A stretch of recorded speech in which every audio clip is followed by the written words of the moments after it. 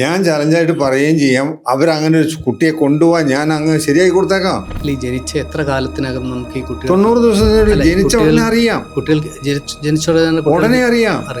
ആ കാലിന്റെ പാദത്തിലേക്ക് നോക്കിക്കഴിഞ്ഞാൽ ഷേപ്പ്ലെസ് ആണെങ്കിൽ അതിന്റെ തലയിലെ ബ്രെയിനിൽ സെല്ലുകൾ ഡെവലപ്പ് ചെയ്തിട്ടില്ല എന്നുള്ളതിന് യാതൊരു സംശയവും വിചാരിക്കണ്ട.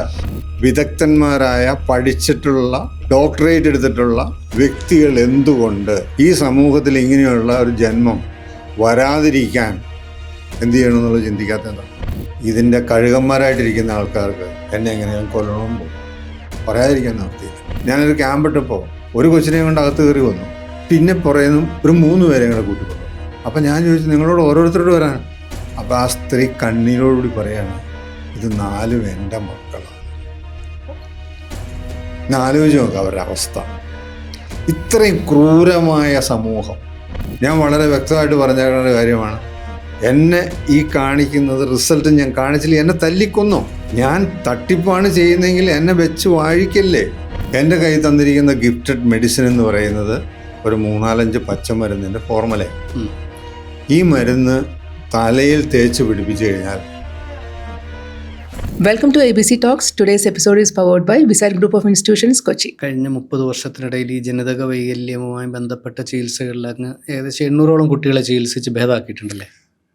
ഞാൻ അവകാശപ്പെടുന്ന ഒറ്റ കാര്യമുള്ളൂ, ഇന്ന് ഈ ലോകത്ത് എത്ര കുട്ടികൾ ജനിച്ച് ഇങ്ങനെ രോഗികളായിട്ട് കിടപ്പുണ്ടോ, ഒരാളെ പോലും സുഖപ്പെടുത്താത്ത സ്ഥലത്ത് ഞാൻ 51% പേരെ സുഖപ്പെടുത്തി എന്ന് പറയുന്നതിനേക്കാളും കുറച്ചും കൂടെ അന്തസ്സ് ഒരു 25% നന്നാക്കി എന്ന് പറഞ്ഞാൽ അത് ക്രെഡിറ്റ് ഇല്ലല്ലേ? എന്നാലും അങ്ങയുടെ പെർസെൻറ്റേജ് ഓഫ് സക്സസ് എത്രയാണ്? എനിക്ക് 51% മേലെ. ഇപ്പം ഞാൻ കണ്ടെത്തിയിരിക്കുന്നൊരു കാര്യം, കാരണം എൻ്റെ അടുത്ത് വന്നുകൊണ്ടിരുന്നെല്ലാം ഒത്തിരി പ്രായം ചെന്നവരാണ്. 2 വയസ്സ് മുതലോ അല്ലെങ്കിൽ 3 വയസ്സ് മുതലോ 25 വയസ്സായവരെ നമ്മുടെ അടുത്ത് വന്നിട്ടുണ്ട്. അതിൽ കൂടുതലുള്ളവരും വന്നിട്ടുണ്ട്. 36 വയസ്സ് വരെയുള്ള ഈ രോഗം ബാധിച്ച് വന്നിട്ടുള്ള ആൾക്കാരുണ്ട്. അവരെ സുഖപ്പെടുത്താൻ പ്രയാസമാണ്, പൂർണ്ണതയിലേക്ക് എത്തിക്കാൻ പ്രയാസമാണ്. അപ്പോൾ അതെല്ലാവരും എന്നെ കംപ്ലയിൻ്റ് ചെയ്ത് അയാളെടുക്കെ പോയിട്ട് ഞങ്ങൾ ഇത്രയും നാൾ മരുന്ന് ചെയ്തും ഒരു മാറ്റമില്ല എന്ന് പറയുന്നവരുണ്ട്. അവരെ ഞാൻ കുറ്റം പറയില്ല, കാരണം സമയാസമയത്ത് വരാനോ അവർക്ക് വിധി ഉണ്ടായില്ല. അവർക്കും ഈ പറഞ്ഞതുപോലെ മാനസികമായിട്ട് അവരെ കുറ്റം പറഞ്ഞിട്ട് കാര്യമില്ല, ഇത് വിധിയല്ലേ.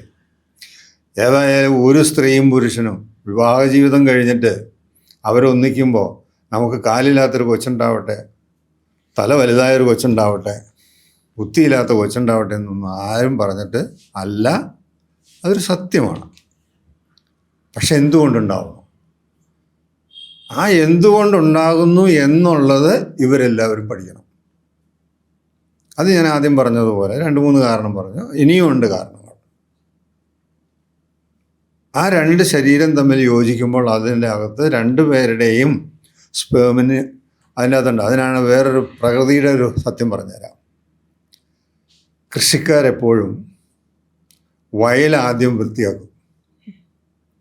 വയലിലുണ്ടാകുന്ന എല്ലാ കളകളും ഉഴുതുമറിച്ച് വരമ്പ് വൃത്തിയാക്കി മണ്ണിൽ വെള്ളം നിറച്ച് ആ മണ്ണിൻ്റെ ചൂടിനെ തണുപ്പിച്ച് ഒരു ദിവസം ഇട്ട് വെച്ച് ഒപ്പം അതേപോലെ വിത്തിനെ സൂക്ഷിച്ച് വെച്ച് വിത്തിനെ പരുവമാക്കിയിട്ടാണ് കൃഷി, നെല്ല് വിതയ്ക്കുന്നതോ എന്ത് ഭൂമിയിൽ എന്ത് സാധനം വിതയ്ക്കുന്നതോ. അത് സത്യമാണല്ലോ, ഞാനുണ്ടാക്കിയതല്ല.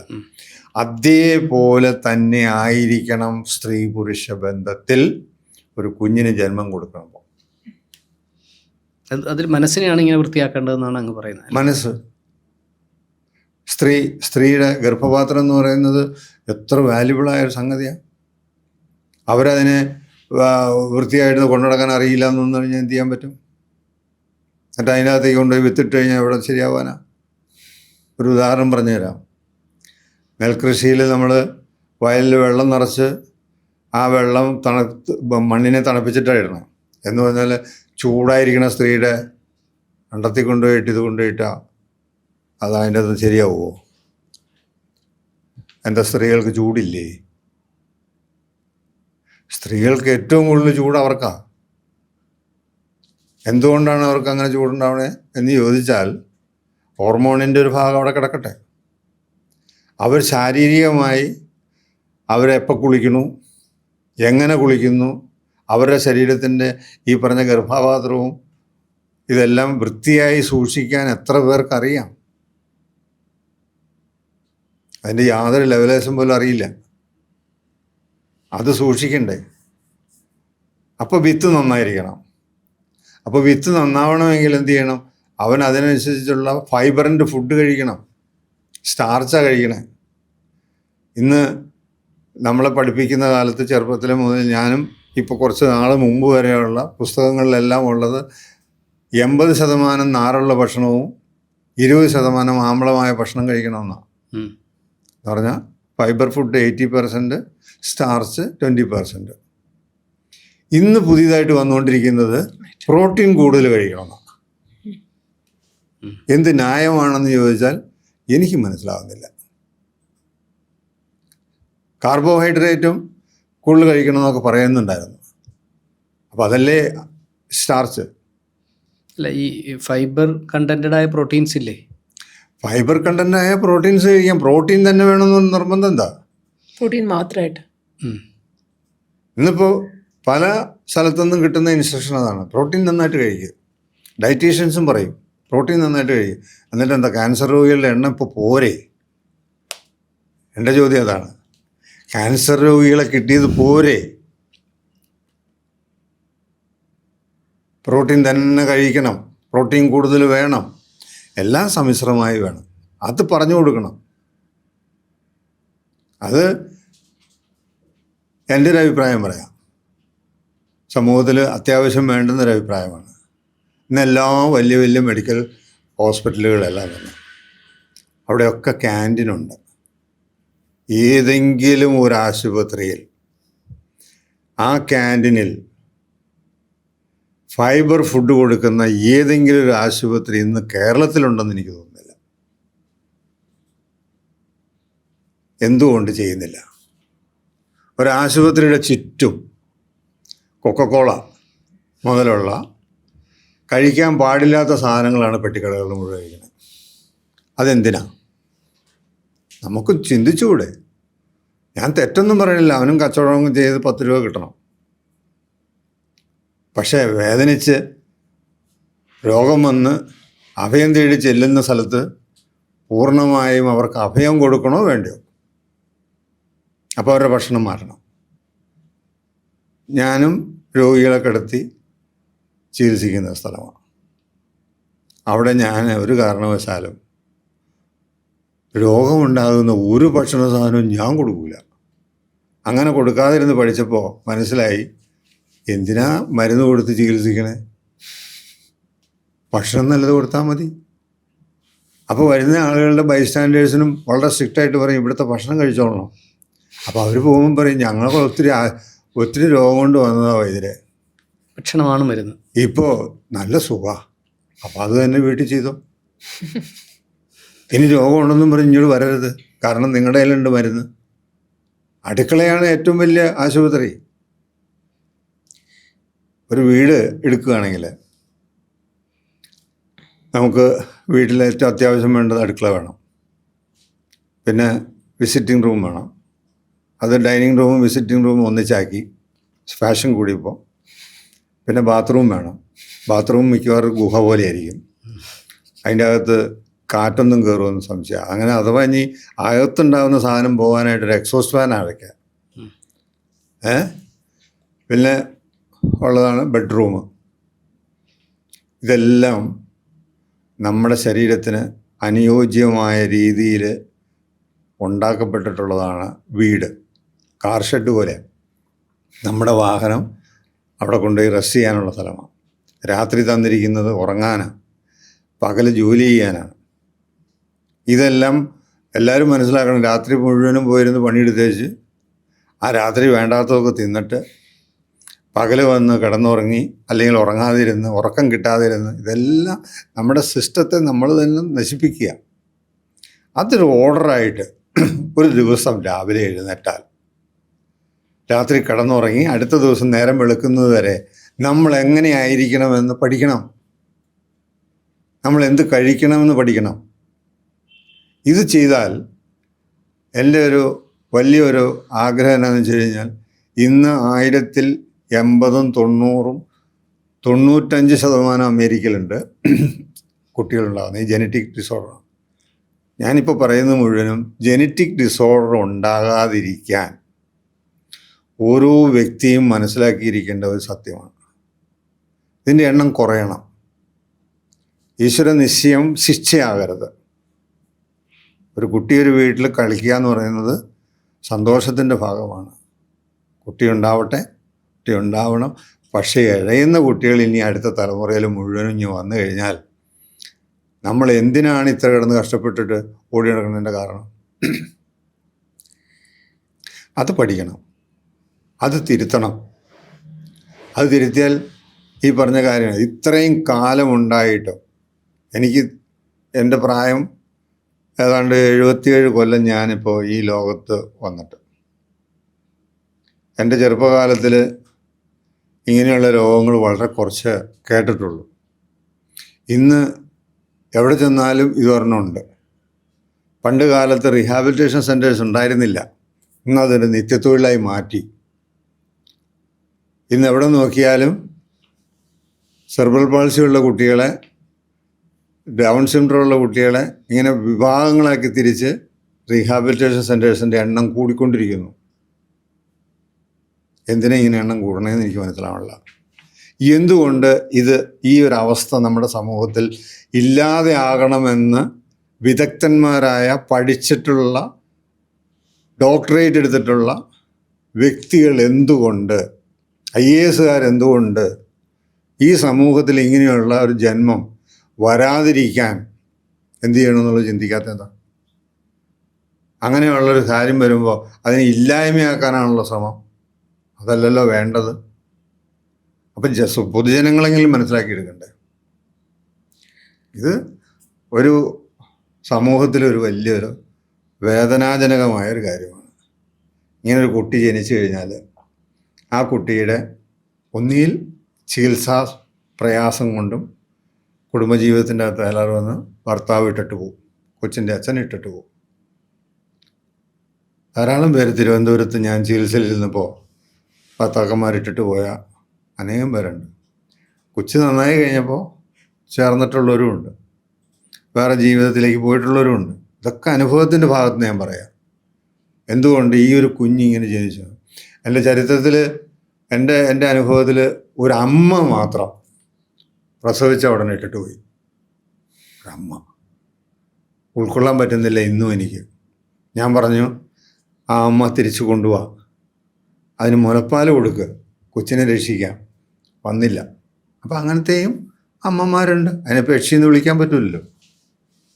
അങ്ങനത്തെ അമ്മമാരുണ്ട്. ആണുങ്ങൾ അങ്ങനെയല്ല, താങ്ങാൻ പറ്റുന്നില്ല, സാമ്പത്തികമില്ല, എന്തു ചെയ്യും? ഒരു സ്ഥലത്ത് ഞാനൊരു ക്യാമ്പിട്ടപ്പോൾ ഒരു കൊച്ചിനെ കൊണ്ട് അകത്ത് കയറി വന്നു. ആ കയറി വന്നു കഴിഞ്ഞപ്പോൾ ഓരോരുത്തർ വരാനാണല്ലോ, സ്വാഭാവികമായിട്ട് എല്ലാവരും അങ്ങനെയല്ലേ പറയാം. ഞാനും ആ രീതിയിൽ തന്നെ. അപ്പോൾ അവരുടെ കൂടെ പിന്നെ പുറയുന്നു ഒരു 3 പേരെ കൂടെ കൂട്ടിക്കൊണ്ടുവന്നു. അപ്പം ഞാൻ ചോദിച്ചു, നിങ്ങളോട് ഓരോരുത്തരോട് വരാൻ? അപ്പോൾ ആ സ്ത്രീ കണ്ണീരോടുകൂടി പറയാണ്, ഇത് 4 എൻ്റെ മക്കളാണ്. ആലോചിച്ച് നോക്കുക അവരുടെ അവസ്ഥ. ഇത്രയും ക്രൂരമായ സമൂഹം, ഉദ്യോഗസ്ഥന്മാർ, ഇവർ പിന്നെ എന്ത് ഉദ്യോഗം നടത്തണേ? അപ്പോൾ അവരോട് ചോദിച്ചപ്പോൾ 4 എണ്ണത്തിനും ഭക്ഷണം കൊടുക്കാൻ പോലും ഇല്ല. പിന്നെ എങ്ങനെ ചികിത്സിക്കാനാണ്? ഇതിനകത്ത് ഒത്തിരി സങ്കടമുള്ള കാര്യങ്ങളുണ്ട്. തുറന്നു പറഞ്ഞു കഴിഞ്ഞാൽ ഒരുപക്ഷെ അവർ കേട്ട് എന്നോട് ഒരു പ്രാർത്ഥനയിൽ ചേർക്കും. ഇതിൻ്റെ കഴുകന്മാരായിട്ടിരിക്കുന്ന ആൾക്കാർക്ക് എന്നെ എങ്ങനെയും കൊല്ലണമെന്ന് തോന്നും. പറയാതിരിക്കാൻ നിവൃത്തിയില്ല. അത് അനുഭവങ്ങളാണ്. ഇങ്ങനെയുള്ള ഒരു സബ്ജക്റ്റ് കോടതി ചെന്നാൽ പോലും പെട്ടെന്ന് തീരുമാനം എടുക്കണ്ടേ? ഇതെന്താ അങ്ങോട്ടും ഇങ്ങോട്ടും വെച്ചുകൊണ്ടിരിക്കേണ്ട കാര്യം എന്താ? ഞാൻ വളരെ വ്യക്തമായിട്ട് പറഞ്ഞേക്കേണ്ട കാര്യമാണ്. എന്നെ ഈ കാണിക്കുന്നത് റിസൾട്ട് ഞാൻ കാണിച്ചില്ല, എന്നെ തല്ലിക്കൊന്നോ, അല്ലെങ്കിൽ എന്നെ നാട് കടത്തിക്കോ. ഞാൻ തട്ടിപ്പാണ് ചെയ്യുന്നതെങ്കിൽ എന്നെ വെച്ച് വാഴിക്കല്ലേ. അതിൽ കൂടുതലൊരു മനുഷ്യൻ പറയാൻ പറ്റുമോ? ഓക്കെ, നമുക്കിപ്പോൾ ഈ സാധാരണ മറ്റുള്ളവർക്ക് റിസൾട്ട് ഉണ്ടാക്കാൻ കഴിയാത്ത ചികിത്സാ രീതിയിൽ അങ്ങേ റിസൾട്ട് ഉണ്ടാക്കുന്നത് എന്തുകൊണ്ടാണെന്നൊന്ന് പറയാൻ പറ്റും? റിസൾട്ട് ഉണ്ടാക്കുന്നതോ? എൻ്റെ കയ്യിൽ തന്നിരിക്കുന്ന ഗിഫ്റ്റഡ് മെഡിസിൻ എന്ന് പറയുന്നത് ഒരു 3-4 പച്ചമരുന്നിൻ്റെ ഫോർമുലയാണ്. ഈ മരുന്ന് തലയിൽ തേച്ച് പിടിപ്പിച്ചു കഴിഞ്ഞാൽ തലയിലെ സെല്ലുകൾ പുനർജന്മം തരുവാണ്. അതാണ് ബ്രെയിൻ റിലേറ്റഡ് ആണ് ഈ രോഗങ്ങളൊക്കെ. എല്ലാം ബ്രെയിൻ റിലേറ്റഡാണ്. ഇപ്പോൾ കാലിൻ്റെ അവിടെ ചില ആ പിള്ളേരെ കണ്ടിട്ടുണ്ടാവുമല്ലോ, ഇങ്ങനെ തിരിഞ്ഞൊക്കെ. തലയിൽ മരുന്നിട്ടിട്ട് അത് നേരെയായിട്ടുണ്ട്, അവിടെയും തൊട്ടിട്ടില്ല. ഞാൻ കാണിച്ചു തരാം. എനിക്ക് ചികിത്സിക്കണമെന്നുമില്ല.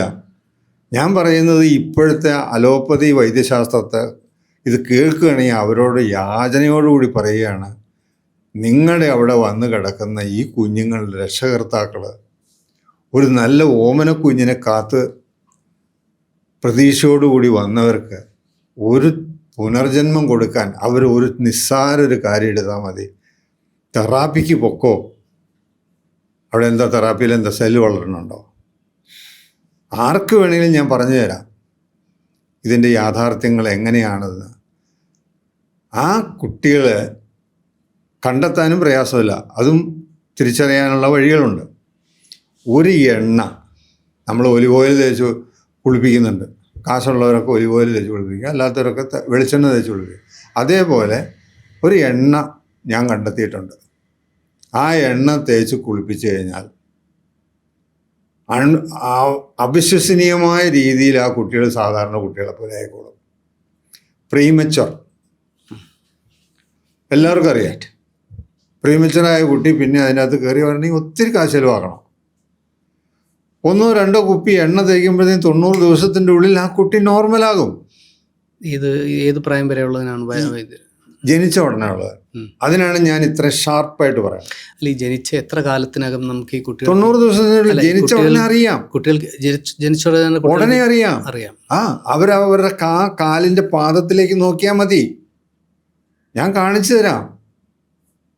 ആ കാലിൻ്റെ പാദത്തിലേക്ക് നോക്കിക്കഴിഞ്ഞാൽ ആ പാദത്തിൻ്റെ അടിയിൽ ഉപ്പൂറ്റിയിരിക്കുന്ന ഷേപ്പും പാദത്തിൻ്റെ അവിടെ കുഴിയുണ്ട്, ആർച്ച്, അതും അതുപോലെ തന്നെ ഫിംഗർ ഇരിക്കുന്ന സ്ഥലങ്ങളും നോക്കിക്കഴിഞ്ഞാൽ ഷേപ്പ്ലെസ് ആണെങ്കിൽ അതിൻ്റെ തലയിലെ ബ്രെയിനിൽ സെല്ലുകൾ ഡെവലപ്പ് ചെയ്തിട്ടില്ല എന്നുള്ളതിന് യാതൊരു സംശയവും വിചാരിക്കണ്ട.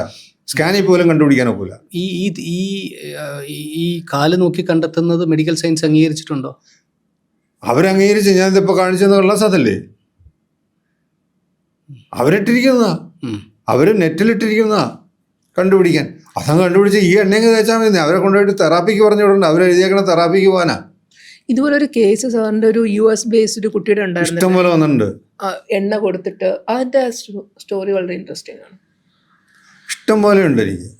ഇതിനകത്തൊരു കുഴപ്പമില്ല. ഇതിപ്പോ പ്രേക്ഷകരുടെ മുമ്പിൽ അങ്ങ് ഇതൊരു ചലഞ്ചായി പറയുകയാണ്.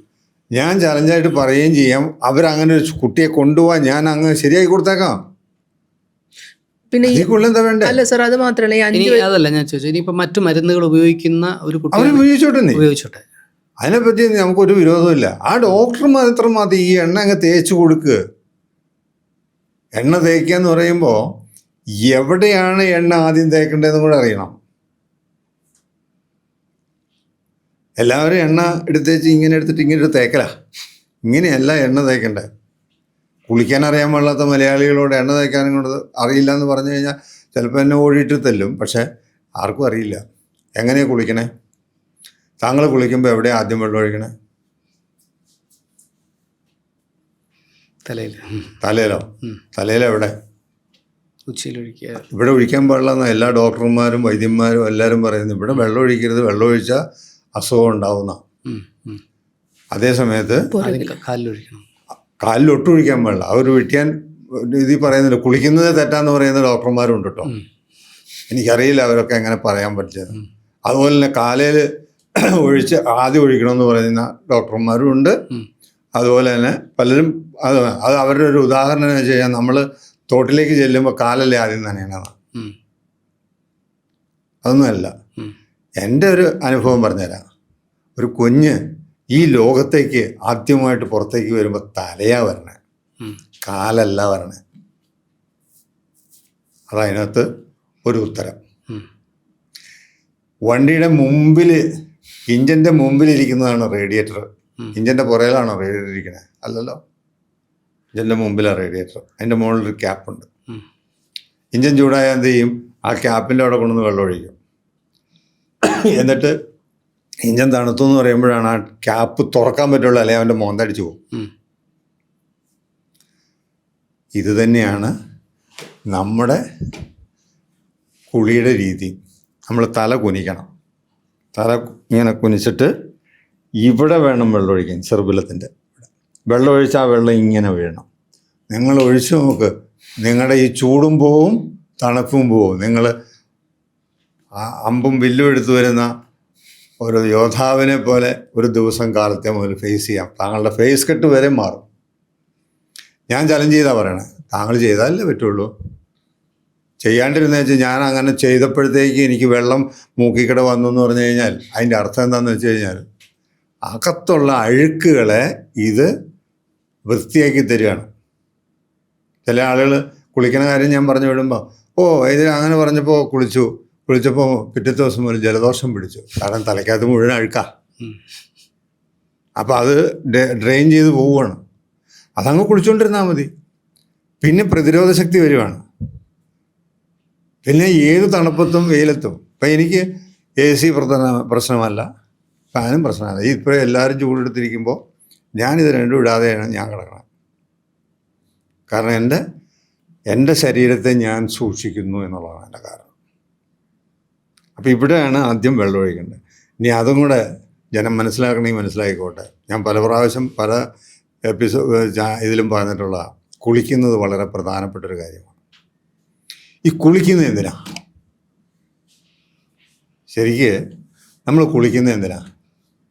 പലരും പറയുന്നു അഴുക്ക് പോകാനാണ്, ശരീരത്തിന് ഉന്മേഷം കിട്ടാനാണ്, അല്ലേ? അതിലപ്പുറം വേറെ വല്ലതും ഉണ്ടോ? ഇതിനേക്കാൾ ഏറെ പ്രധാനപ്പെട്ട പല കാര്യങ്ങളുണ്ട്.